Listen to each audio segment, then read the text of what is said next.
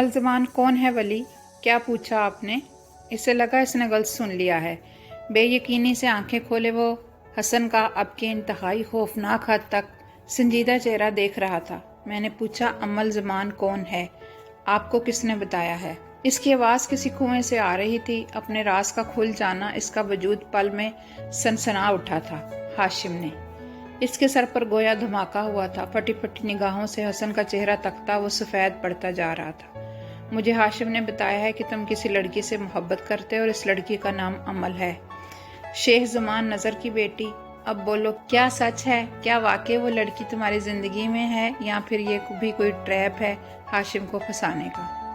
वो बहुत सुकून से बोलते इसका खौफ से सफ़ेद पड़ता चेहरा देख रहे थे। इन्हें अब किसी जवाब का इंतज़ार नहीं था। ठीक है, अगर तुमसे एक गलती हो गई है तो कोई बात नहीं, इस गलती को सुधारो और जो तुम्हारे दुश्मन के हाथ लग गया है इसे वापस लो। इससे कैसे? वो अब तक बेयकीनी से शल सा बैठा हुआ था। मैंने तुम्हें पहले बहुत समझाया था वली कि इंतकाम के सफ़र पर जब निकलते हैं ना तो किसी को अपनी कुर्बत नहीं दिया करते, किसी को अपना आदी नहीं बनाते, किसी से मोहब्बत नहीं करते, क्योंकि फिर मौत की सूरत में सिर्फ आप नहीं मरोगे बल्कि आपके साथ वो भी मर जाएगा जिसे आपने खुद का आदी बनाया होगा। जानते हो आते कितनी जानलेवा होती हैं। आखिर में इन्होंने तरहम से इसका चेहरा देखा था, मगर खैर जो हो गया सो हो गया। हाशिम को मैं संभाल लूँगा, तुम अब जाकर इस सारे मसले को संभालो और एक बात मेरी याद रखना। वो रुके तो इसका सारा वजूद भी ठहर गया। साकित सी नस्वारी आंखें हसन पर जमी थी। अब इस लड़की से कोसों बल्कि मीलों दूर रहोगे तुम। इसे तकलीफ दोगे, इसे झिड़कोगे, इसके साथ बहुत बेरहमी से पेश आओगे। कोई नरमी बरतने की ज़रूरत नहीं है इस मामले में, क्योंकि ज़रा सी नरमी बहुत सी ज़िंदगियों को अजाब का कड़ा बना सकती है। चाहे फिर वो इस लड़की की ज़िंदगी हो या तुम्हारी, सब राख का ढेर बन कर ख़त्म हो जाएगा। वो अब बहुत आहिस्ता सी सर्द सी आवाज़ में इसे समझा रहे थे और वली रेत की माने पल पल ख़त्म हो रहा था। वापसी का सारा रास्ता इसका वजूद साकित था। यूं लगता था गोया इसका सांस अब तक रुका हुआ हो। चेहरा हद दर्जा सफ़ेद पड़ रहा था और माथे पर पेशानी की बहुत सी लकीरें फैली हुई थी। अब तक सारे काम इसके तय करदा थे। ज़राई ज़मीन का मसला, हाशिम की हसन शाह से दोस्ती, हाशिम और हुसैन का अंजाम, इसने सब तय कर रखा था। सब कुछ तयशुदा था, मगर फिर इससे गलती कहाँ हुई, कहाँ चूका? वो जो हाशिम इसके हलक तक पहुँच गया और इसे इस बात की खबर तक न हुई। इसे नुकसान पहुँचाने के लिए तो वो किसी भी हद तक जा सकता था, हर हद पार कर सकता था। वो इसने अहद किया था कि इस जंग में किसी भी अपने को कभी हिस्सेदार नहीं बनाएगा, किसी को भी इन सब में नहीं घसीटेगा, किसी को इसकी वजह से बेजा तकलीफ नहीं होगी। मगर वो गलत था, सब गलत हो रहा था, सब बिगड़ रहा था। अमल, या खुदा अमल!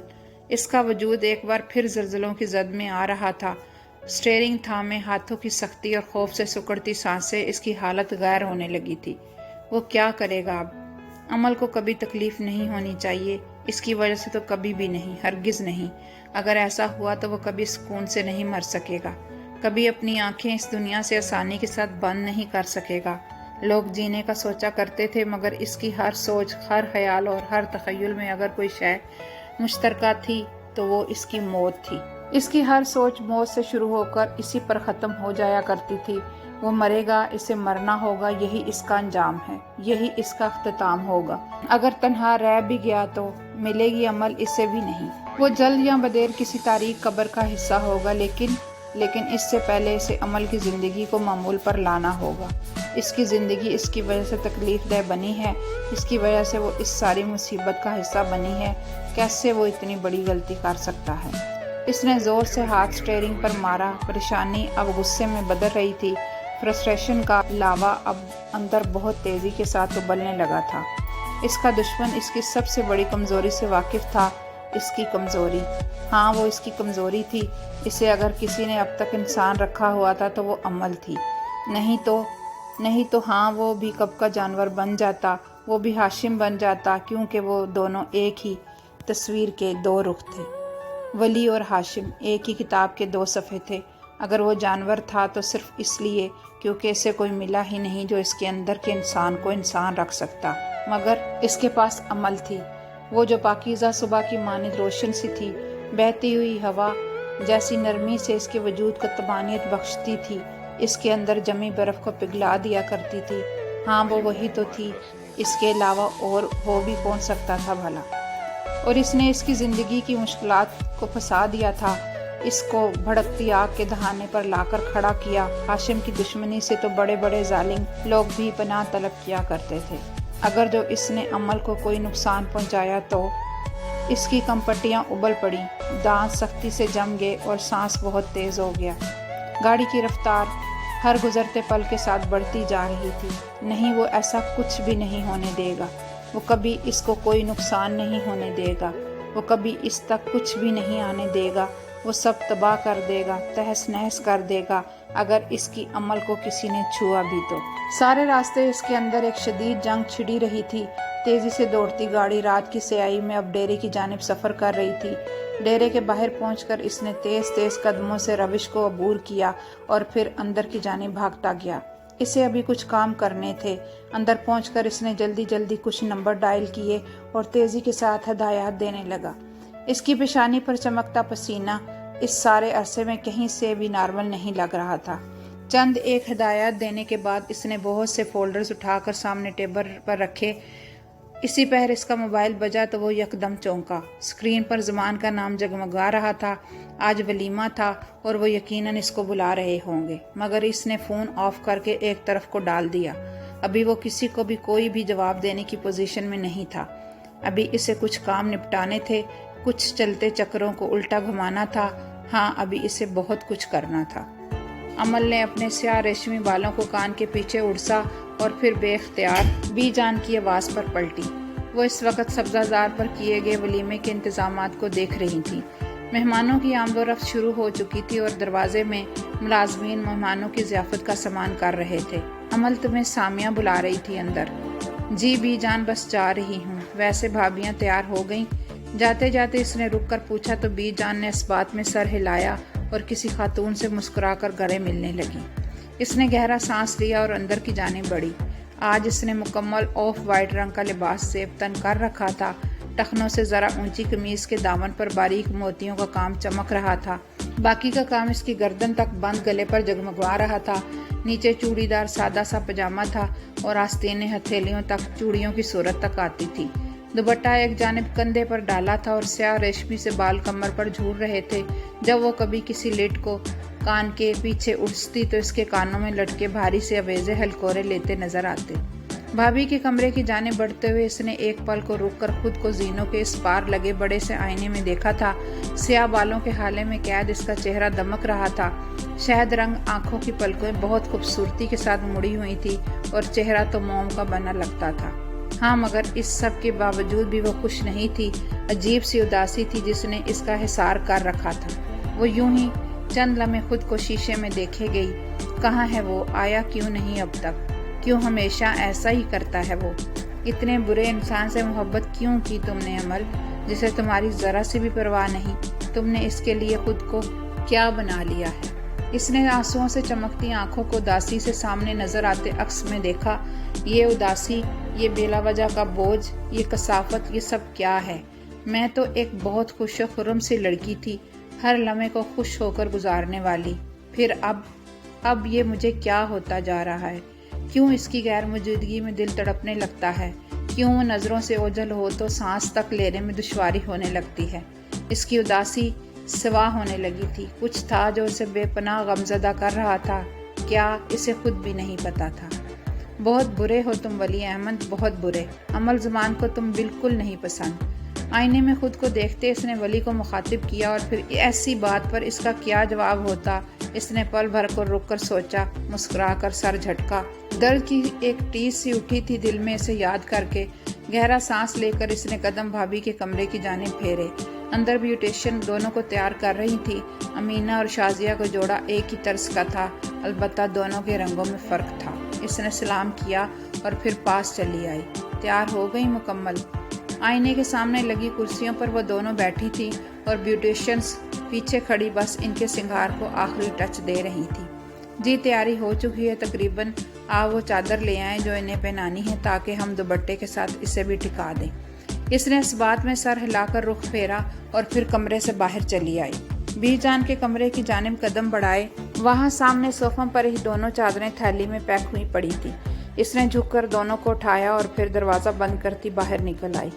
سامیہ کانتا کے ساتھ زینوں کے پاس تیار سی کھڑی تھی۔ اس نے ایک پل کو رک کر ان دونوں کو دیکھا۔ کانتا، سامیہ پلیز میری ہیلپ کریں، مجھے دونوں بھابھیوں کو لے کر لان کے سٹیج تک جانا ہے۔ ایک تو ان کے ڈریسز کا اتنا بھاری کام، اوپر سے پھر وہ دو ہیں، اکیلے نہیں کر پاؤں گی میں۔ سامیہ اور کانتا نے مسکرا کر اس کے ساتھ قدم بڑھائے تھے۔ پھر وہ دونوں دلہنوں کو لے کر گیندے کے پھولوں سے سجے سٹیج تک لائے۔ لڑکی والے بھی آ گئے تھے اور اب سب سازار خاصا بھرا بھرا سا لگ رہا تھا۔ خاندان والے اب سٹیج پر گردن اکڑائے بیٹھی لڑکیوں کی رسم کر رہے تھے۔ کچھ ہی دیر بعد بختیار اور نثار کو لا کر بٹھایا تو گویا سٹیج پر چاندنی اتر آئی۔ سب بہت مکمل، بہت خوبصورت لگ رہا تھا۔ دور کھڑی امل نے ایک پر کو پھر سے اپنی نظریں سٹیج سے ہٹا کر گیٹ کی جانب پھیری، مگر وہ آتا تو نظر آتا نہ، وہ تو کہیں تھا ہی نہیں۔ کچھ ہی دیر میں اسے ارجمند اور نازیہ سٹیج پر چڑھتی نظر آئیں۔ جب سے ولی نے نازیہ کی طبیعت صاف کی تھی، تب سے نازیہ نے دوبارہ رخ اس حویلی کی جانب کرنے کی ہمت ہی نہیں کی، اور نفیس، وہ تو اسے اس دن کے بعد دکھا ہی نہیں تھا۔ نہ جانے ولی نے کیا کیا ہو اس کے ساتھ، سوچ کر اس نے بے ساختہ جھرجھری لی تھی۔ کیسی ہو امل؟ کوئی جانی پہچانی سی آواز تھی جس پر اس نے سرت سے چہرہ گھما کر پیچھے کھڑے شخص کو دیکھا۔ اونچا سا ہاشم سیاہ آنکھوں سے مسکراتا ہوا اسے دیکھ رہا تھا۔ تیل لگے کندھوں تک آتے بالوں کو اس نے دونوں طرف سے کانوں کے پیچھے اڑس رکھا تھا اور اپنے مخصوص حلیے کے برعکس وہ آج خاصا بہتر لگ رہا تھا۔ سفید کرتے پر بادامی شال کندھے پر ڈالے۔ میں ٹھیک، ہاشم بھائی آپ کیسے ہیں؟ میں بھی ٹھیک، دیکھو سامنے ہوں تمہارے۔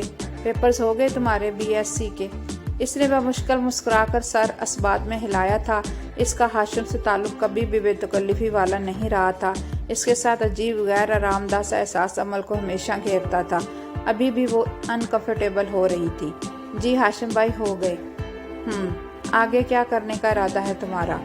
آگے تو کچھ بھی نہیں، بس بابا اسے زیادہ اجازت نہیں دیں گے پڑھنے کی۔ وہ اس کی بات پر مسکرایا تھا۔ میں نے تو سن رکھا ہے کہ تم باتیں منوانے کے فن میں طاق ہو، پھر منا لو اپنے بابا کو۔ امل نے مسکرا کر سر ہلایا۔ جی ایسا ہی ہے، مگر مجھے آگے پڑھنے کا کوئی خاص شوق نہیں ہے، اسی لیے وہ اگر اجازت دیتے بھی تب بھی شاید میں آگے نہیں پڑھتی۔ ہاں اب لگ رہی ہو امل۔ کچھ دیر بعد اس نے بغور اس کا چہرہ دیکھتے ہوئے کہا، ویسے تمہیں نہیں لگتا کہ تقریب کچھ سنسان سی ہے، خالی خالی؟ اس نے آس پاس گردن گھما کر جیسے کسی کو تلاشا تو امل بے طرح چونکی۔ ہاشم نے اس کا چونکنا محسوس کر لیا تھا، اس لیے مسکراتا ہوا ذرا قریب آیا۔ کیوں؟ کیا وہ ہمیشہ تمہاری خوشیوں کو اسی طرح بے مول نہیں کر دیا کرتا؟ اسی طرح غیر حاضر رہ کر تمہارے مان کو ٹھیس نہیں پہنچایا کرتا؟ ابھی بھی دیکھو اپنے کسی کام میں لگا ہوا ہوگا۔ تمہیں نہیں لگتا کہ ایسے انسان کے خواب آخر میں تکلیف کے سوا کچھ نہیں لاتے؟ امل جو پتھر ہوئی اس کی باتیں سن رہی تھی آخر میں گڑبڑائی۔ اسے سمجھ نہیں آیا کہ کیا کرنا چاہیے۔ ہاشم کو اس سب کا علم کیسے ہوا؟ اس کا معاف ذہن کچھ بھی سوچ نہیں پا رہا تھا۔ ولی احمد کسی کا نہیں ہے امل، تم بھی خیال رکھو اپنا۔ وہ رنگ بدلتا ہے، سانپ ہے، ایک انتہائی خوبصورت سانپ جو موقع ملتے ہی تمہیں ڈس لے گا۔ ساکت کھڑی امل پھٹی پھٹی نگاہوں سے اس کا چہرہ تک رہی تھی۔ ابھی تو وہ تمہیں تکلیف دینے والے بہت سے کام کرے گا، ابھی تو تم اس سب کا آغاز سمجھو۔ وہ کبھی بھی اپنے مقرر کیے اہداف سے پیچھے نہیں ہٹا کرتا، اور وہ ابھی بھی ایسا نہیں کرے گا۔ وہ ابھی بھی وہی کرے گا جو عرصے سے کرتا آ رہا ہے۔ لیکن آپ یہ سب مجھے کیوں بتا رہے ہیں؟ اس نے سنبھل کر اپنے ہاتھ سینے پر باندھے تھے۔ ہاں وہ کچھ پہلے والی امل لگ رہی تھی، تنے نکوش لیے آگے والے کو سرد نگاہوں سے دیکھتی۔ کیا مطلب؟ او کم آن، تم ایک سمجھدار لڑکی ہو، کیا تمہیں نہیں پتا کہ میں یہ باتیں کس پس منظر میں کر رہا ہوں؟ نہیں، مجھے نہیں پتا کہ آپ یہ سب باتیں کس پس منظر میں کر رہے ہیں۔ ذرا ان ساری ذو معنی باتوں کو درست سیاق و سباق کے ساتھ پیش کریں تاکہ میں سمجھ سکوں کہ آپ کیا کہنا چاہ رہے ہیں۔ ہاشم اس کے براہ راست سے انداز پر ایک پل کو ٹھہر گیا تھا۔ ہاں تو اس نے صرف سن رکھا تھا کہ امل غصے میں آگے والے کو سیدھا کر دیا کرتی تھی، آج اس کا عملی انداز بھی دیکھ لیا تھا اس نے۔ لوگ سچ کہتے تھے اس کے بارے میں۔ کیا تم اسے پسند نہیں کرتی؟ ہاشم نے بھی بہت واضح لفظوں میں اس سے پوچھا، مگر وہ ویسے ہی کھڑی رہی ہاتھ باندھ کر۔ کیا میں نے آپ سے کہا کہ میں اسے پسند کرتی ہوں؟ لیکن اس کا مطلب کیا میں نے آپ سے کہا ایسا؟ اس نے درستی سے اس کی بات کاٹ کر وہی سوال دہرایا تو ہاشم یکدم رکا۔ نہیں، پھر کہاں سے سنا ہے آپ نے یہ سب؟ لیکن ایک منٹ، اس کی سنجیدگی میں کوئی فرق نہیں آیا تھا۔ یقیناً اس طرح کی خرافات یا تو آپ نے اپنی ماں صاحبہ سے سنی ہوگی یا پھر اپنی بہت عزیز از جان بہنوں سے، لیکن وہ کیا ہے نا ہاشم بھائی کہ میں آپ اپنے تئیں بہت زبردست ہیں، ایک بہت باخبر شخص، مگر ابھی آپ ہمارے خاندانی سیاستوں کو نہیں جانتے، ابھی آپ ان عورتوں کی چالوں کو نہیں سمجھتے، کچھ نہیں پتہ ہے آپ کو ہمارے بارے میں۔ ایک لمحے کو مسکرا کر اس کا ہونک چہرہ دیکھا۔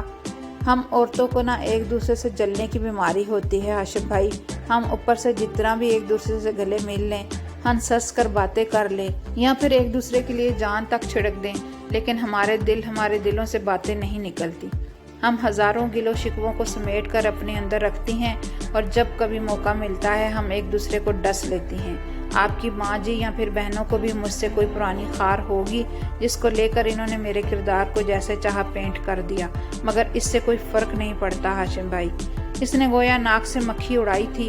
اگر وہ ایسی کوئی بات میرے بارے میں کر رہی ہیں تو یقیناً ان کی بھی کوئی ایسی کمزوری میرے ہاتھ میں ضرور ہوگی جسے اگر میں چاہوں تو ایک سیکنڈ میں یہاں سے لے کر وہاں تک دور اسٹیج کی جانب انگلی سے اشارہ کیا پھیلا دوں، کیونکہ جس خاندان سے وہ ہیں عمل بھی اسی خاندان کی پیداوار ہے۔ کیوں، کیا ایسا نہیں ہے؟ آخر میں مزے سے بھویں اچکا کر پوچھا تو ہاشم نے دانت جما لیے۔ یہ ذرا جتنی لڑکی، مگر وہ کیا ہے نا کہ مجھے کوئی شوق نہیں ہے زمین میں فساد پھیلانے کا، یہ کام آپ کی گھر کی خواتین کو ہی مبارک ہو۔ ہاشم کا چہرہ حد تک سے سرخ ہوا تھا۔ تمہیں ابھی اندازہ نہیں ہے لڑکی کہ میں تمہارے ساتھ کیا کیا کر سکتا ہوں، ابھی جانتی نہیں ہو تم مجھے۔ آپ کو کون نہیں جانتا ہاشم بھائی؟ وہ ایک لمحے کو مسکرائی تھی، مگر شاید ابھی آپ ولی کو نہیں جانتے۔ اگر بابا کو کسی بھی قسم کی تکلیف آپ نے میرے ذریعے یا پھر کسی کے بھی ذریعے پہنچانے کی کوشش کی تو جو حال ابھی نفیس کا ہے کل آپ کا بھی ہوگا۔ یہاں انگلی اٹھانے سے پہلے اپنے بارے میں 100 دفعہ سوچ لیجئے گا، کیونکہ ولی احمد کا تو پھر آپ کو پتہ ہی ہے۔ آئندہ اگر آپ نے کسی بھی طرح سے مجھے ہراساں کرنے کی کوشش کی تو میں اتنی نرم سی تنبیہ آگے سے ہرگز بھی نہیں کروں گی، سمجھے آپ؟ بہت برہمی سے کہہ کر اس نے اپنا سراپا پھیرا تھا۔ ہاشم ساکت سا اس کی پشت کو دیکھے گیا۔ آج اسے اندازہ ہوا تھا کہ عمل زمان کس شے کا نام تھا۔ کئی دن کی غیر حاضری کے بعد ولی آج حویلی آیا تھا، مگر اس کا لباس کہیں سے بھی تھکا تھکایا نہیں لگ رہا تھا۔ بہت نکھرا سا سفید لباس میں ملبوس وہ لان کی نرم سی دھوپ میں چلتا حویلی کے اندر دروازے کی جانب بڑھ رہا تھا۔ زمان اور بھی جان لان میں صبح کی دھوپ سے لطف اندوز ہو رہے تھے۔ وہ اپنے قدم پھیر کر ادھر ہی چلا آیا۔ السلام علیکم۔ اس نے سلام کرتے ہی زمان کے ساتھ والی کرسی سنبھالی تھی۔ وعلیکم السلام، کام ہو گیا تمہارا؟ زمان نے رام سے پوچھا۔ وہ انہیں پہلے ہی مطمئن کر چکا تھا۔ بی جان اس کے لیے چائے بنانے لگی تھی۔ جی سردار بابا، کام ہو گیا ہے، سوری آپ کو پہلے نہیں بتا سکا، دراصل اتنی اچانک کام آ پڑا کہ مجھے موقع ہی نہیں ملا آپ کو آگاہ کرنے کا۔ اس نے مسکرا کر چائے کا کپ بی جان کے ہاتھ سے لیا۔ اس لڑکے کو آپ نے بگاڑا ہے زمان، دیکھیں اسے ذرا، 24 میں سے 25 گھنٹے کام کرتا رہتا ہے، خود کا کوئی ہوش نہیں ہے اسے۔ نہ میں پوچھتی ہوں کہ ساری زندگی کیا بس اس کام کے سارے ہی گزارنی ہے تم نے۔ ان کی نرم سی خفگی پر زمان مسکرا رہے تھے اور ولی ایک بار پھر سے انہیں سمجھانے میں ہلکان ہونے لگا تھا۔ بھی جان میں رکھتا ہوں اپنا خیال، دیکھیں بالکل ٹھیک ٹھاک تو لگ رہا ہوں۔ ایک نظر خود کی جانب اشارہ کر کے کہا تو بھی جان کی خفگی ذرا سمٹی۔ میں تمہارے اس خیال کی بات نہیں کر رہی ہوں ولی، شادی کب کرو گے؟ دیکھو بختیار اور نثار خوش ہیں اپنی اپنی زندگیوں میں، کل کو ان کی اولادیں ہو جائیں گی تو کسی کو کسی کی پرواہ نہیں ہوگی، سب اپنی زندگیوں میں خوش ہوں گے اور تم تنہا رہ جاؤ گے۔ شادی کر لو بچے، کیوں ظلم کرتے ہو خود کے ساتھ؟ وہ ایک پل کو خاموش سا ہو گیا۔ بختیار اور نثار کی زندگیوں کو بھلا اس کی زندگیوں سے کیا مقابلہ تھا؟ وہ دونوں باعزت طریقے سے اس معاشرے میں پیدا ہوئے تھے۔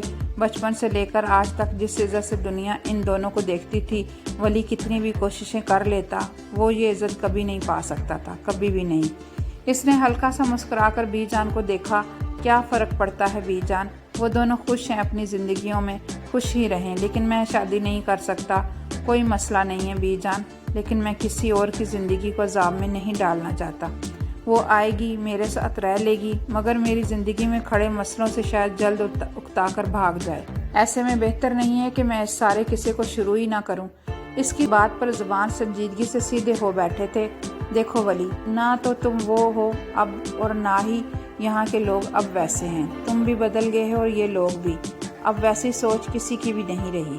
تم کہو کسی کو پسند کرتے ہو، کوئی ہے جو تمہیں لگتا ہے کہ تمہارے ساتھ رہ کر سارے مسئلوں کو سلجھا لے گی، تمہیں سنوار دے گی؟ کوئی نہ کوئی تو ہوگی ولی۔ نسواری آنکھوں کے کانچ میں ہلکی سی سرخی ابھرنے لگی تھی۔ ایسے سانچے پر تو بس ایک ہی پری یاد آتی تھی، مگر نہیں، وہ اس کی زندگی کو عذاب نہیں بنائے گا، کبھی بھی نہیں۔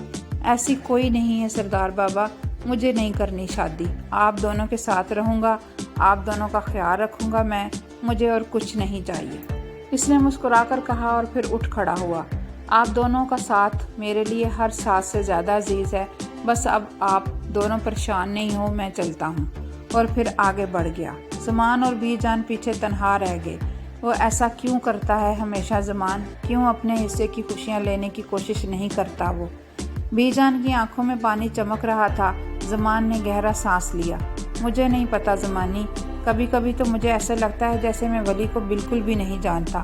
وہ کیا سوچتا ہے، کیا کرتا رہتا ہے، معاملات کو کیسے ہینڈل کرتا ہے، کبھی کبھی وہ مجھے واقعی اجنبی سا لگتا ہے۔ دور جاتے ولی کو دیکھتے زمان نے بہت آہستہ سے کہا تھا۔ بی جان نے ٹھنڈی سی آہ بھری تھی۔ اب وہ دونوں دور جاتے ولی کو یاسیت سے دیکھ رہے تھے۔ وہ حویلی کے اندر داخل ہوا تو چہرہ جو کچھ دیر پہلے بہت نرم گرم سے تاثرات سے سجا تھا، یکدم اسپاٹ ہو گیا تھا، پتھر جیسا سخت۔ اس نے کمرے میں داخل ہو کر سب سے پہلے ڈریسنگ ٹیبل پر رکھی پرفیوم کی شیشی اٹھائی اور پھر باہر آ کر کچن کے باہر پڑے ڈسٹ بن میں پھینک دی۔ دوبارہ کمرے میں آ کر کی چین کو اس نے ایک پل کے لیے ہاتھ میں لے کر دیکھا تھا، پھر اسے مٹھی میں قید کر کے اپنی جیب میں ڈال لیا۔ اس کی کوئی ایک چیز تو پاس ہونی چاہیے، نہیں تو وہ سانس کیسے لے گا؟ خیالات سے بچنے کے لیے اس نے قدم واش روم کی جانب بڑھائے، واش بیسن سے ٹھنڈے یخ پانی کے چھینٹے منہ پر مارے، پھر جھک کر بیسن کے کناروں کو تھاما، ایک پل کو چہرہ اٹھا کر خود کو آئینے میں دیکھا۔ ہلکے سے گیلے بال ماتھے پر پڑے تھے اور نسواری آنکھیں ہلکی سی سرخی کے زیر اثر چمک رہی تھیں۔ اس نے چند لمحوں کو آنکھیں موند کر جلتی روح کو سہارا دیا، پھر سٹینڈ سے تولیہ کھینچتا باہر کی جانب بڑھ آیا۔ امل اسی پل اپنے کمرے سے باہر نکل کر زینے اتر رہی تھی۔ اس نے سادہ سی قمیض شلوار پر شال خود کے گرد لپیٹ رکھی تھی، ڈھیلے سے بندے بال کمر پر بکھرے تھے اور انداز ایسا تھا کہ ابھی ابھی سو کر اٹھی ہو۔ کچن کی اٹھا پٹک دیکھ کر وہ ادھر ہی چلی آئی۔ نورا اور شکیلہ دونوں کام میں مصروف تھیں۔ اسے دیکھ کر نورا اس کے پاس چلی آئی۔ بی بی ناشتہ کریں گی؟ ہاں بس چائے دے دو، ابھی ناشتہ کرنے کا دل نہیں چاہ رہا، اس نے کہا اور پھر ایک طرف لگی کرسیوں پر جا بیٹھی۔ بی بی جی کو چائے میں دے دوں گی نورا، تو جا کر باہر رکھا ڈسٹ بن خالی کر آ باہر، پھر کچرا اٹھانے والا چلے جائے گا اور کل کی طرح کچرا آج بھی یہیں پڑا رہ جائے گا۔ ہاں تم جاؤ نورا، پہلے یہ کام کر لو۔ اس نے سر ہلا کر اجازت دی تو وہ باہر کی جانب بڑھ گئی۔ شکیلہ نے جلدی جلدی چائے بنا کر اس کے سامنے رکھی تو اس کی سوچتی نظروں نے چائے کو دیکھا۔ بی بی یہ کسی نے کچرے میں پھینک دی تھی شاید غلطی سے۔ کچھ دیر بعد نورا ہاتھ میں کچھ لیے اندر آئی تو اس نے ایسے ہی رخ پھیر کر دیکھ لیا اور وہ پتھر کی ہو گئی۔ کاسنی رنگ کے سیال سے بھری شیشی۔ کچھ دیر وہ ویسے ہی سکتے میں بیٹھی رہی اور پھر ایک دم اٹھی۔ نورا کے ہاتھ سے شیشی جھپٹی اور بھاگتی ہوئی باہر آئی۔ شال ایک جانب سے ڈھلک کر پیچھے کو گر رہی تھی، بال کمر پر کسی آبشار کی طرح بہتے جا رہے تھے۔ اس نے اس کے کمرے کا دروازہ دھاڑ سے کھولا۔ وہ جو اپنے اسٹڈی ٹیبل پر رکھی کسی فائل کو جھک کر دیکھ رہا تھا یکدم سیدھا ہوا۔ وہ وہیں چند پل دروازے میں رہی اور پھر ایک دم آگے بڑھ کر زوردار تھپڑ اس کے منہ پر مارا۔ وہ جو اس کے آنن فانن آنے سے اب تک نہیں سنبھلا تھا، ساکت رہ گیا۔ عمل تیز ہوتے تنفس کے ساتھ دانت پر جان جمائے اسے دیکھ رہی تھی۔ نفرت کرتی ہوں میں آپ سے ولی احمد۔ اس کی آنکھوں میں جمع ہوتے آنسو ایک دم ہی اس کے چہرے پر لڑکے تھے۔ گلا مزید آنسو روکنے کی وجہ سے دکھنے لگا تھا اور دل تو گویا اندر تک کسی نے برچھی سے زخمی کر دیا تھا۔ ولی نے اپنا چہرہ اس کی جانب گھمایا۔ وہ زور سے ایک ہاتھ میں شیشی کو قید کیے ہوئے تھی اور دوسرے ہاتھ کو مٹھی میں بند کر رکھا تھا، جو ولی کو تھپڑ مارنے کے بعد سرخ پڑ رہا تھا۔ میں آپ سے نفرت کرتی ہوں ولی، بہت نفرت کرتی ہوں میں آپ سے۔ سنا آپ نے؟ आखिर में चिल्लाकर कहा तो वली ने इसकी शहद रंग आंखों को बेरहमी से देखा। करें शौक से करें नफरत, मोहब्बत करने को मैंने आपसे कभी कहा भी नहीं था। इसकी धीमी सी आवाज बहुत सर्द थी, अमल की हड्डियों तक को जमा देने वाली। आप किसी चीज के काबिल ही नहीं थे वली, आप किसी चीज के लायक ही नहीं थे। मैंने गलती कर दी, मैंने गलती की आपको सबसे अलग समझकर। आप भी सब जैसे ही हैं वली, आप भी इतने ही पत्थर और बेरहम हैं जैसे इस खानदान का हर मर्द है। मगर अब बस। इसने बहते आंसुओं को बेदर्दी से रगड़ा था। वली वैसे ही साकित सा इसे देखे गया। अब बहुत हो गया, अमल ने खुद को बहुत गिरा लिया, मगर अब बस। अब अमल किसी के लिए नहीं झुकेगी, अब मैं कभी किसी के लिए नहीं रोऊंगी, कभी भी नहीं। इसकी आवाज़ आखिर में लर्ज कर रह गई थी। आंखों से बहते आंसू अब तक तेजी के साथ गर्दन में लुढ़क रहे थे। और अगर आइंदा आप मेरे लिए कभी भी फिक्रमंद हुए तो मैं आपकी जान ले लूँगी वली। आज से अमल ज़बान आपके लिए मर गई है, मर गई हूँ मैं आपके लिए आज से। ये सिर्फ एक तोहफे का दुख नहीं था जो इसे इतना रुला रहा था, ये तो कई सालों के जमे जख्म थे जो अब वली की बेतनाई की हिद्दत से पिघल कर इसकी आंखों के रास्ते को बाहर गिर रहे थे। मगर दूसरी जानिब खड़ा वली वैसे ही खड़ा रहा, बिना किसी तासुर के, बिना किसी शनासाई के। अजनबी सा चेहरा लिए आज से इसने खुद को अमल के लिए अजनबी कर लिया था। वो नफरत से इसे देखती आंसू रगड़ती बाहर को भागी। शाल अब के पूरी ढलकी जमीन को छू रही थी। इसने बाहर निकलकर शीशी को डस्टबिन में फेंका, ऊपर भागती गई। पूरा और शकीला किचन के दरवाजे में खड़ी बेयकीनी से इसे ऊपर जाता देख रही थी। इसने आराम से आगे बढ़कर दरवाजा बंद किया और फिर स्टडी टेबल तक चला आया। वो इस सब के लिए पहले से तैयार था। इसे अमल को खुद से बज़न करना था और वो इसने कर दिया था। गुड। खुद को शाबाशी देता वो अब फिर से स्टडी टेबल पर रखी फाइल को झुककर देख रहा था। दूसरी जानिब अमल अब तक दरवाजे से लगी रो रही थी। इसका दिल जो बहुत सी बातों पर पहले ही जख्मी था अब दर्द से फटने लगा था। फिर वो दरवाजे से लगकर बैठती चली गई। आंसू बहुत तेजी से गिर रहे थे और हल्की हल्की सिसकियों की आवाज़ सारे कमरे में सुनाई दे रही थी। 3 रातें कबल इस लड़की की ये मजाल कि मेरे सामने ज़ुबान चला सके, और वो भी इस वली के लिए। बड़ा नाज है ना इसे वली पर। देखते हैं कि ये नाज और कितने दिन तक कायम रहता है। और वो वली। इसने सुलगते वजूद को स्याही में डूबी खिड़की की जानिब फेरा। बाहर दूर दूर तक फैले सब्ज़ाज़ार पर खामोशी छाई हुई थी। इसे तो मैं देख लूँगा, ऐसी जगह ज़रब लगाऊंगा कि सारी ज़िंदगी अपने ज़ख्म सहलाता रहेगा, मगर सुकून, इसे कभी सुकून नहीं आएगा। एक सिगरेट सुलगा कर इसने लबों से लगाई, फिर हवा में गायब होते धुएं को सोचती निगाहों से देखे गया। देख लूँगा मैं हर एक को। ज़रा से ताल्लुकात क्या आ गए हैं ये लोग। दुश्मनी के मुकाबले पर मुझे अपने बराबर समझने लगे हैं। अभी जानते नहीं हाशिम हुसैन को ये लोग। खाक ना कर दिया ना तो हाशिम नाम नहीं मेरा। इसने सर झटका था, फिर 2 उंगलियों में सिगरेट फंसाकर कमीज की जानिब से मोबाइल फ़ोन निकाला, चंद बटन दबाए और फ़ोन को कान से लगाकर वो सब्ज़ाज़ार की मुहिब तारीकी को देखता रहा। हसन शाह, तुम्हारी ताख़ीर मेरी समझ में हरगिज़ नहीं आ रही है, लेकिन अब बहुत हो गया।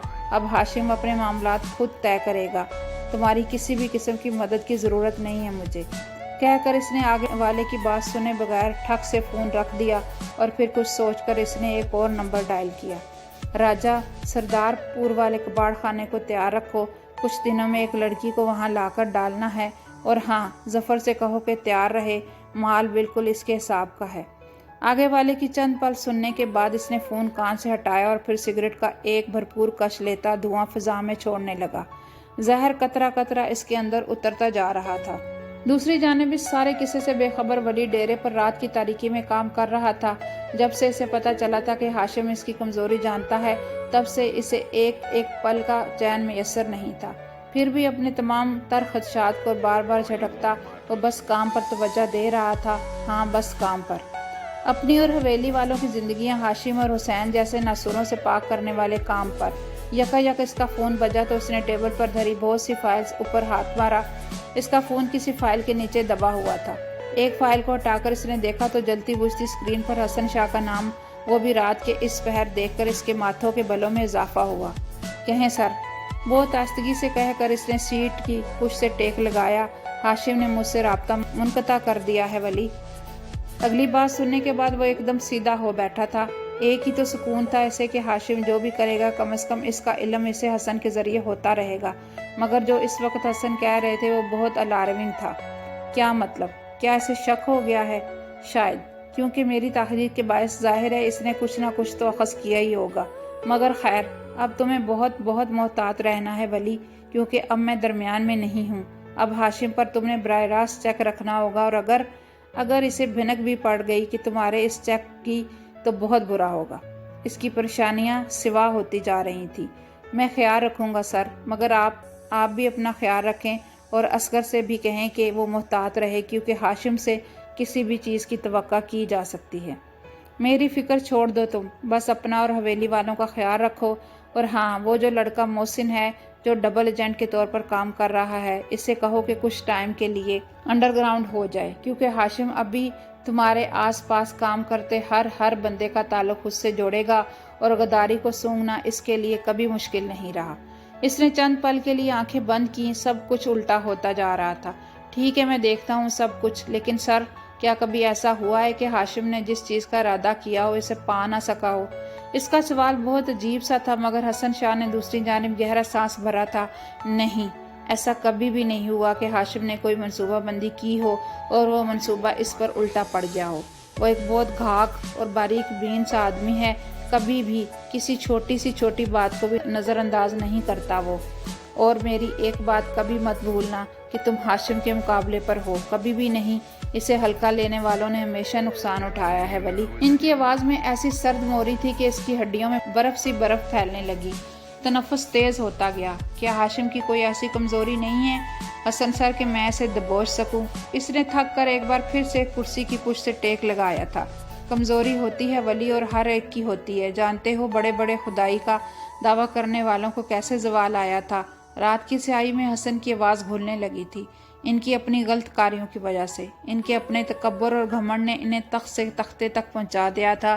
جو جتنا غلط ہوتا ہے اور جتنا بڑا ظالم ہوتا نہ ہے ولی، خدا اسے اتنی حقیر شے سے موت دیا کرتا ہے۔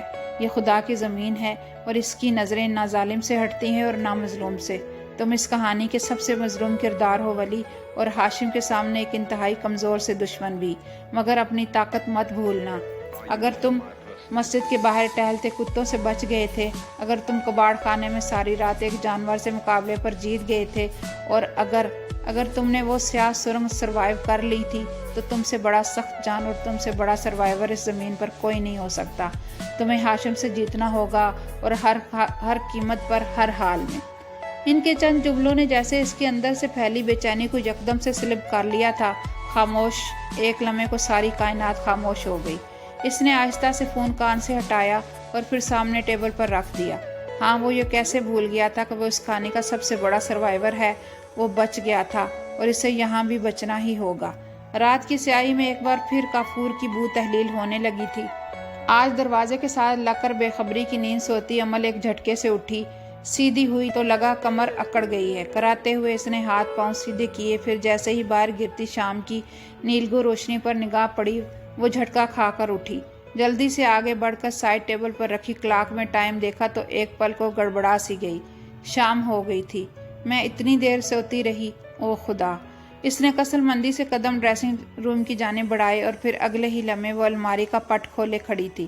استری شدہ لٹکتے کپڑوں کو دیکھتے ایک پل کو اس کی سوچ بھٹکی تھی۔ تھپڑ وہ بھی ولی کو! اف ہے عمل تم پر! کیا ضرورت تھی اتنا جذباتی ہونے کی؟ مگر ایک منٹ، ایسا ہی ہونا چاہیے تھا اس کے ساتھ۔ جو تحفوں کی بے قدری کریں انہیں تو الٹا لٹکا کر درے مارنے چاہیے۔ اس نے دکھتے سر کو 2 انگلیوں سے دبایا، پہلے شازیہ مینا، پھر وہ جاہل ہاشم، اور اب ولی۔ اس کی ہمت جواب دے گئی تھی۔ اتنا سب کچھ سہنے کے بعد، اسی لیے ہمیشہ کا جمع ہوا غبار ولی پر نکلا تھا۔ اپنے تحفے کی بے قدری یاد آئی تو اس کی آنکھیں پھر سے بھر گئیں۔ ولی پر اتنا غصے چڑھا تھا کہ وہ اب سامنے ہوتا تو وہ ایک گملہ اٹھا کر اس کے سر پر دے مارتی۔ کسی کی ایسے بے قدری کرتے ہیں؟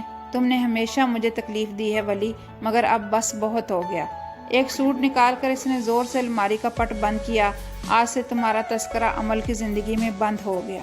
اور پھر واش روم کی جانب بڑھ گئی۔ مغرب کی نماز کا وقت تنگ ہو رہا تھا، اور پھر باہر پھیلتا نیلگو اندھیرا وقت کے ساتھ ساتھ بڑھتا ہی جا رہا تھا۔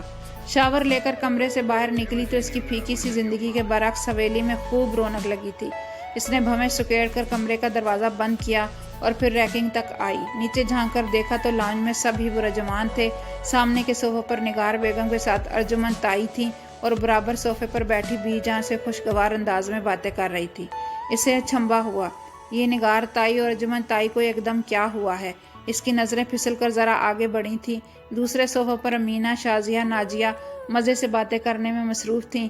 ان کی تو آپس میں بنتی نہیں تھی، پھر اب یہ کیا ہو رہا ہے؟ اسے کچھ بھی سمجھ نہیں آ رہا تھا کہ یکایک اس کی نظر داخلی دروازے سے اندر آتے مردوں پر پڑی تھی۔ حسن تایا کے ساتھ ان کے دونوں بیٹے تھے، نذیر اور ارشد۔ ہاں، نفیس ان کے ساتھ نہیں تھا۔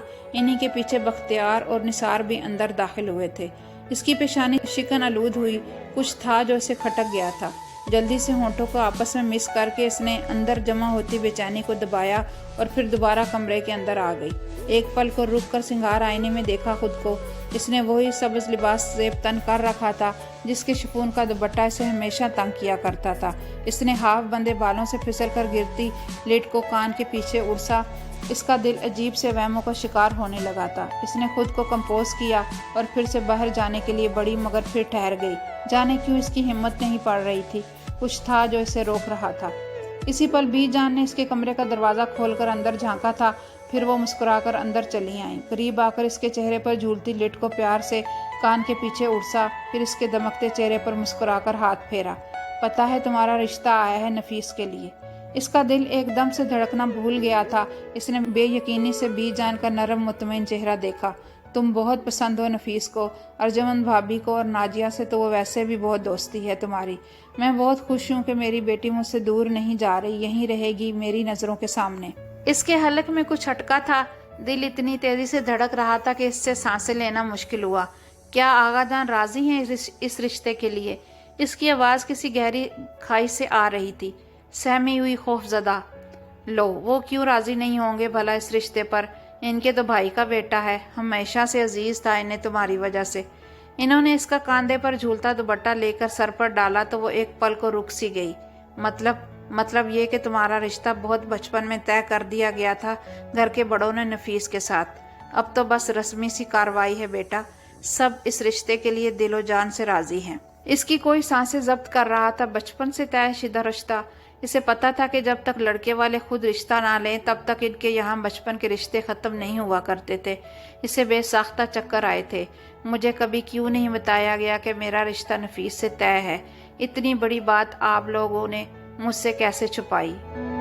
اس کی آواز میں بے پناہ صدمہ تھا۔ اسے اتنے سال اندھیرے میں رکھا گیا تھا اور اب جب وہ حقیقت کی روشنی میں لا کر کھڑی کی جا رہی تھی تو یہ جان لینے کی اذیت کتنی زیادہ اذیت دہ تھی۔ ہمارے یہاں پہلے سے لڑکی کو نہیں بتایا جاتا بیٹے، معیوب سمجھا جاتا ہے۔ اچھا اب تم زیادہ باتیں مت کرو، سب بڑے نیچے انتظار کر رہے ہیں تمہارا، انگوٹھی پہنانے آئے ہیں تمہیں۔ میں تو خود حیران ہوں کہ مجھے کوئی اطلاع دیے بغیر بھابھی والے اپنے طے شدہ وقت کے مطابق ہی آئے ہیں۔ آؤ چلو، سب انتظار کر رہے ہیں بیٹے، بڑوں کو انتظار نہیں کروایا کرتے اتنا۔ اس کا ڈھلکتا دوپٹہ دوبارہ سے اس کے سر پر ڈالا اور اسے ہاتھ سے پکڑ کر باہر لے آئیں۔ عمل تو گویا ریت کا مجسمہ بن گئی تھی۔ اسے لگا کوئی اس سے ہاتھ لگائے گا تو وہ ڈھہ جائے گی۔ زینوں سے اترتے اس نے بہت لوگوں کی نظریں خود پر محسوس کی تھیں، مگر آج اس کی ہمت نہیں تھی کہ کسی کو بھی نظر اٹھا کر دیکھنے کی۔ وہ خاموشی سے دھیمے دھیمے قدم اٹھاتی ٹھنڈے زینوں پر چل رہی تھی۔ وہ ٹھنڈے زینے نہیں، برف کے تودے تھے جن کی ٹھنڈک اس کے رگو رپے میں اتر کر اس کی ہڈیوں تک جما رہی تھی۔ بی جان آگے تھی اور وہ ان کے پیچھے۔ اس کا سفید پڑتا چہرہ، ہولے ہولے لرزتا دل، اس کا دل چاہا یہاں سے بھاگ جائے، مگر آغا جان کے مسکراتے چہرے پر اس کی اٹھی نگاہ گویا ٹک سی گئی۔ وہ کتنے مطمئن اور خوش تھے، تو کیا اب کوئی گنجائش رہ گئی تھی انکار کرنے کی؟ کیا اس کے پاس انکار کرنے کا کوئی حق رہ گیا تھا؟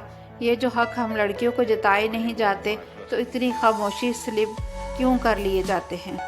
اس نے لاؤنج میں آ کر سب کو سلام کیا اور پھر ارجمند اور نگار تائی کے درمیان جا بیٹھی۔ وہی مصنوعی سے پیار اور کھوکھلی مسکراہٹیں، اس کا دم گھٹنے لگا۔ کوئی لے جائے اسے یہاں سے، وہ نہیں کرنا چاہتی نفیس سے شادی۔ کوئی تو اسے سن لے، مگر کوئی کیسے اسے سن سکتا تھا؟ یہ کام تو صرف ایک ہی بندے کو آتا تھا، یہ تو صرف ایک ولی ہی تھا جو اس کی گرتی اٹھتی پلکوں کی زبان کو سمجھتا تھا۔ ہاں یہ وہی تو تھا جو ان لفظوں کو بھی سن لیا کرتا تھا جو وہ کہتی ہی نہیں تھی، مگر وہ تو کہیں تھا ہی نہیں۔ اس نے آس پاس گردن گھما کر اس بے رحم سے انسان کو تلاشا، مگر وہ ہوتا تو نظر آتا نہ۔ اس کے اندر پھیلی خاموشی بڑھنے لگی تھی۔ لاؤنج میں سب ایک بار پھر سے اس کی باتیں کر رہے تھے، مگر عجیب بات تھی کہ اسے کسی کی بھی باتیں سمجھ میں نہیں آ رہی تھی۔ اب ارجمن تائی سے دونوں گالوں پر پیار کر رہی تھی۔ اس نے ایک نظر پھر سے لاؤنج میں بیٹھے ہر شخص پر ڈالی، مگر اس کے برعکس سب بہت خوش تھے۔ ارجمن تائی نے اس کا دودھیا ہاتھ تھاما تو سب ایک ساتھ مسکرائے، سوائے اس کے۔ وہ جیسے بہت بری طرح چونکی تھی۔ آج سے امل ہماری بیٹی ہے زمانی، اب یہ ہماری امانت ہے، اس کا بہت بہت خیال رکھنا۔ ہاں۔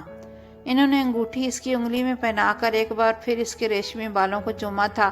وہ موم کا مجسمہ بنی خاموشی سے اپنی انگلی میں قید انگوٹھی کو دیکھے گئی۔ جی بھابھی بے فکر ہو جائیے، یہ آپ کی ہی بیٹی ہے۔ بی جان اور ارجمن گلے مل رہی تھی۔ آؤ زمان، ہم بھی اب سے نئے رشتے میں بن گئے ہیں۔ حسن اٹھ کر زمان کے گلے لگے، پھر ایک سلسلہ شروع ہو گیا۔ اس کے بھائی حسن کے بیٹوں سے بغل گیر ہونے لگے۔ سارے لاؤنج میں خوش گپیوں کی عجیب سی لہر اٹھی تھی۔ کہے آنے والے دنوں کے خیالات اور نئے جڑنے والے رشتے نے گویا سب کو ہی ایک نیا موقع دیا تھا خوشی کا۔ نورا اور شکیلہ دونوں جلدی جلدی درمیانے ٹیبل پر مٹھائیاں سجانے لگی۔ امل خالی خالی نظروں سے ان سوغاتوں کو دیکھے گئی۔ اسی پل ولی اندر داخل ہوا تھا اور ایک لمحے کو لاؤنج کا خوشگوار سا ماحول دیکھ کر بے ساختہ ٹھہر بھی گیا تھا۔ اس کی نسواری نظریں امل پر پھسلی تھی، جو سر اٹھائے بے تاثر نگاہوں سے اسے ہی دیکھ رہی تھی۔ وہ اس کی نگاہوں سے ساکت ہوا تھا۔ مجھے یہاں سے لے جائیں ولی، یہاں کسی کو میری پرواہ نہیں، مجھے یہاں سے لے جائیں ولی۔ خاموش کلام تھا جس نے ولی احمد کو ساکت و جامد کر دیا تھا۔ دل ایک پل کو سکڑ کر پھیلا تھا۔ وہ کسی اور کی ہونے جا رہی تھی۔ ہاں، وہ اس کے ہاتھوں سے پھسل رہی تھی، مگر نہیں، وہ کچھ نہیں کرے گا۔ وہ اس کی خوشیوں کے درمیان میں کبھی نہیں آئے گا، ہرگز بھی نہیں۔ امل کو لگا وہ ابھی آگے آئے گا، ابھی وہ اسے ہاتھ سے پکڑ کر ان سب کے درمیان سے نکال کر لے جائے گا۔ ہاں ٹھیک ہے، وہ اس سے ناراض تھی، مگر وہ کبھی اسے نفیس کے ساتھ شادی نہیں کرنے دے گا۔ بس وہ آ گیا تو اب غم کس بات کا۔ اس کے دل سے بے ساختہ ہی بوجھ سے رکنے لگے تھے، مگر پھر اگلے ہی اس لمحے وہ ساکت ہو گئی۔ سامنے کھڑے ولی کی گردن میں گلٹی ابھر کر معدوم ہوئی اور اس نے اپنا رخ کمرے کی جانب پھیر لیا۔ امل کی شہد رنگ آنکھیں پھیل گئیں۔ وہ اسے چھوڑ کر جا رہا تھا۔ نہیں ولی، رک جائیں۔ وہ اسے روکنا چاہتی تھی، مگر آج وہ نہیں سن رہا تھا۔ اس کی نظریں اب تک اس کی پشت پر جمی تھیں۔ وہ ان کی حدت بخوبی محسوس کر سکتا تھا، مگر وہ اسے پلٹ کر نہیں دیکھے گا، کیونکہ اسے پتا تھا کہ اگر اس نے پلٹ کر دیکھا تو کسی کے حق میں بھی بہتر نہیں ہوگا۔ اور اتنے عرصے میں پہلی بار امل کی آنکھ سے آنسو پھسلا تھا، درد کا آنسو، اپنی جان سے پیاری محبت کو کھو دینے کا آنسو۔ آج دو نفوس کے اندر صرف سانسیں باقی رہ گئی تھی اور زندگی، ہاں زندگی ختم ہو چکی تھی۔ زندگی رہ گئی کہیں پیچھے، صرف سانسوں کا کارواں ہے یہ۔ اس نے دور جاتے ولی کو تب تک دیکھا جب تک اس کی ساکت پتلیاں درد نہ کرنے لگ گئیں۔ اس نے آنکھیں جھپکی تو دھندلاتے منظر کے پار وہ گم ہو چکا تھا۔ آس پاس اب تک سب ہنس بول رہے تھے۔ اس نے بامشکل مسکرا کر آغا جان کو دیکھا، جو بہت غور سے اس کا چہرہ دیکھ رہے تھے۔ ان کے ایسے دیکھنے پر اب کہ اس نے بھرپور مسکراہٹ چہرے پر سجائی تھی، پلکیں البتہ نم نم سی لگتی تھی اور دل بے تحاشا درد کر رہا تھا۔ خود دور جانا آسان ہوتا ہے، اپنوں کو دور جاتا دیکھنا مشکل ہوتا ہے۔ اس نے ایک کڑا وقت گزارا تھا چند ساتوں پہلے، مگر پھر بھی وہ مسکرا رہی تھی، مسکرانے کی کوشش میں ہلکان ہو رہی تھی۔ اپنا خیال رکھنا، اب تم ہمارے گھر کی بھابھی بننے جا رہی ہو، ہاں؟ نازیہ نے معنی خیزی سے اس کا کومل رخسار چھو کر کہا تو اس نے اسے نظریں اٹھا کر دیکھا۔ ہاں، اب اس کا ہاتھ نیچا ہو گیا تھا اور نازیہ کا اونچا۔ بھلا وہ کیوں نہ اس سب سے لطف اندوز ہوتی۔ ولی کی سرد موری اس نے بھی تو دیکھی تھی، اور جو خوشی اس کے اس انداز پر اسے ہوئی تھی وہ عمل بآسانی اس کے چہرے پر دیکھ سکتی تھی۔ جانتی ہو، تم بھی اپنا خیال رکھا کرو نازیہ، ایک نہ ایک دن تو کسی کے گھر کی تم بھی بھابھی بنو گی، اور وہ کوئی بھی ہوگا مگر وہ نہیں ہوگا جس کے خواب تمہاری آنکھوں نے ہمیشہ سجائے ہیں۔ مسکرا کر کیا جواب دیا تھا اس نے؟ ناجیہ تو گویا پل میں جل کر بھسم ہو گئی تھی۔ میری فکر چھوڑو، بس اپنی فکر کرو تم۔ ویسے تمہارے ساتھ بھی تو وہی ہو رہا ہے جو تم میرے لیے سوچے بیٹھی ہو۔ اس نے زور سے گود میں پڑی مٹھی بھینچی۔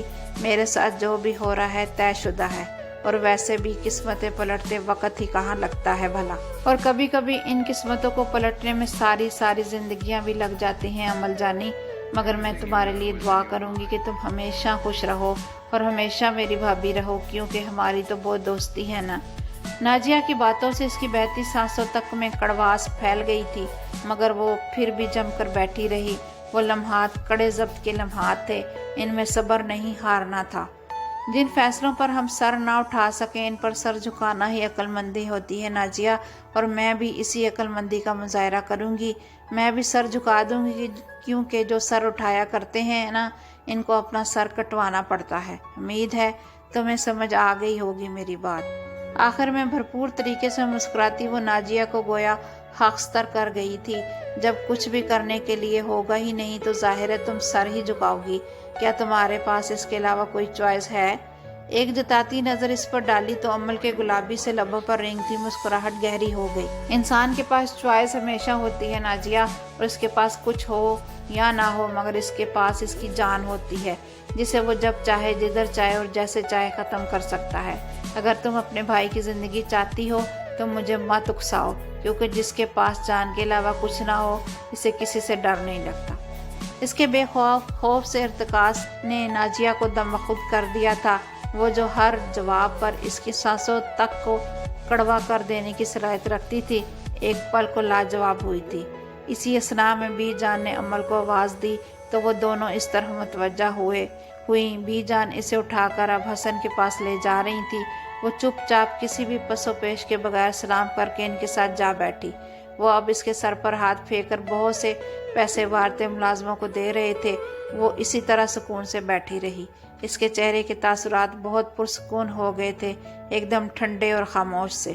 وہ بہت زیادہ مسکرا نہیں رہی تھی، مگر اس کے انداز کی پہلے والی بوکھلاہٹ اب کے غائب تھی۔ اسے بی جان اور آغا جان دونوں کو مطمئن کرنا تھا کہ وہ خوش تھی۔ بھلے ساری زندگی خود کو وہ یقین نہ دلا پائے، مگر اسے اس کے والدین کو مطمئن کرنا تھا۔ کچھ دیر بعد محفل برخاست ہو گئی تو اس نے بھی اپنا رخ زینوں کی جانب پھیرا۔ ابھی کسی سے کوئی بھی بات کرنے کی ہمت نہیں تھی۔ ابھی کمرہ بند کر کے اپنے آنسوں کو خود کو صاف کرنا تھا، اسے ابھی خود کو سمیٹنا تھا۔ شازیہ اسی وقت کچن سے باہر نکلی تو اسے اوپر بڑھتا دیکھ کر اس کے لبوں کی تراش میں ایک طنزیہ سا تبسم ابھرا۔ عمل نے ایک بے تاثر نگاہ اس پر ڈالی اور پھر آگے بڑھنے لگی، مگر پھر اس کے اگلے لفظوں نے گویا اسے ساکت کر دیا۔ اگر کسی اچھے بندے کو پسند کرتی تو ہم اس بارے میں سوچ بھی لیتے، مگر ولی ہر حال میں مکروہ اور قابل نفرت سا انسان ہے وہ تو۔ اب تمہاری بھابھی ہونے کی حیثیت سے تمہیں ایک نصیحت کر رہی ہوں کہ جس کے نام کی انگوٹھی تم نے انگلی میں ڈالی ہے اسی کے خواب بھی دیکھنا، نہیں تو شادی کسی اور کے ساتھ اور یارانہ اور کسی اور کے ساتھ، یہ سب ہمارے یہاں نہیں چلتا۔ عمل جو اس سے ایک قدم آگے مجمد ہوئی کھڑی تھی، پل بھر میں اس کی جانب گھومی۔ اس کا مومی سا سفید چہرہ لاؤنج کی روشنیوں میں چمک رہا تھا۔ دوپٹہ اب تک سر پر ڈالا تھا اور ہاتھ اپنے مخصوص انداز میں سینے پر باندھتی وہ وہی عمل لگ رہی تھی، آگے والے کو لفظوں کی ٹھوکروں سے اڑا دینے والی عمل۔ جب کوئی آپ سے نصیحت طلب کرے تب ہی اسے اپنے بیش قیمت اقوال زریں سے نوازا کریں آپ، کیونکہ مجھے آپ کی کسی بھی قسم کی کھوکھلی سی اپنائیت میں دلچسپی نہیں ہے بھابھی۔ آئندہ کبھی مجھ سے اس قسم کی گھٹیا بات مت کیجیے گا۔ لیکن اوہ، اسے جیسے افسوس ہوا تھا۔ شازیہ کے بگڑتے تاثرات کو سرد مسکراتی نگاہوں سے دیکھتی وہ چند قدم چل کر اس کے قریب آئی تھی۔ اس سے ذرا فاصلے پر رک کر اس کی آنکھوں میں جھانکا۔ آپ نے تو ساری زندگی سے سیکھا ہی یہی ہے نا بھابھی؟ ماشاءاللہ سے نگار تائی نے بہترین تربیت کی ہے آپ کی۔ ساری زندگی آپ کو انہوں نے یہی تو سکھایا ہے کہ کسی پر بھی طنز کرنے کا، کسی کو بھی ذلیل کرنے کا، کسی پر بھی الزام لگانے کا کوئی موقع ہاتھ سے نہیں جانے دینا۔ آپ کرتی رہیں لیکن مجھ سے دور رہیں، سمجھی آپ؟ اس کا مسکراتا انداز ایک دم سے درست ہو گیا تھا۔ شازیہ تو بے یقینی سے اس کی چلتی زبان کو دیکھ رہی تھی۔ آج سے پہلے عمل نے کبھی بھی اس سے ایسی بات نہیں کی تھی۔ کیونکہ میں ابھی تک رستم نامی لڑکے کی کہانی نہیں بھولی ہوں بھابھی۔ کیوں؟ کیا آپ کو یاد نہیں ہے کہ رستم کون تھا؟ اس نے گویا اس کے سر پر دھماکہ کیا تھا۔ شازیہ پھٹی پھٹی نگاہوں سے اس کا دمکتا چہرہ دیکھے گئی۔ گندم سے بھرے کمرے میں اس ماہ کامل کی رات کیا ہوا تھا؟ کیا میں آپ کو یاد دلاؤں بھابھی؟ اسی پل امینا کچن سے نکلی تھی۔ شازیہ کا سفید پڑتا چہرہ دیکھ کر وہ وہیں ٹھہر گئی۔ وہ کیا ہے نا کہ مجھے چیزیں نہیں بھولتی، اور کہانیاں تو بالکل بھی نہیں۔ آپ نے بھی کوئی اچھا سا پسند کیا ہوتا تو ہم اس بارے میں سوچتے بھابھی، مگر خیر اب جو اللہ کی مرضی۔ خیال رکھیں اپنا اور اپنے گھر کا، کیونکہ بھاجی کو رستم نامی لڑکے کو ڈھونڈنے میں 1 دن سے بھی کم کا عرصہ لگے گا۔ آپ کیا چاہتی ہیں یہ اب آپ طے کریں گی، میری تو اتنی مجال ہی نہیں۔ ایک اچڑتی سی نگاہ اس پر ڈالی اور ماتھے پر ناگواری کے ڈھیروں بل لیے زینے پر چڑھتی اوپر غائب ہو گئی۔ شازیہ اب تک لاؤنج کے وسط میں مجسمہ بنی کھڑی تھی۔ امینا اسے پوچھ رہی تھی کہ اسے کیا ہوا ہے، مگر وہ خالی خالی نظروں سے زینوں کو دیکھے جا رہی تھی۔ تم کون ہو امل، کون ہو تم؟ ہوپفلی آپ نے آج کی ایپیسوڈ انجوائے کی ہوگی، اور اسٹوری آپ کو کیسی لگ رہی ہے، ناول آپ کو پسند آ رہا ہے کہ نہیں، کامنٹ میں اپنی قیمتی آرا کا اظہار کریں۔ I'll be waiting for you guys، اور کوئی بھی ناول کی ریکویسٹ نہیں، حکم آپ لوگ کرنا چاہیں تو ضرور کر سکتے ہیں۔ ہم لوگ پوری کوشش کریں گے کہ آپ کی پسند کا ناول اپلوڈ کریں۔ سو ملتے ہیں نیکسٹ پارٹ میں، اپنا خیال رکھیے گا، اللہ حافظ۔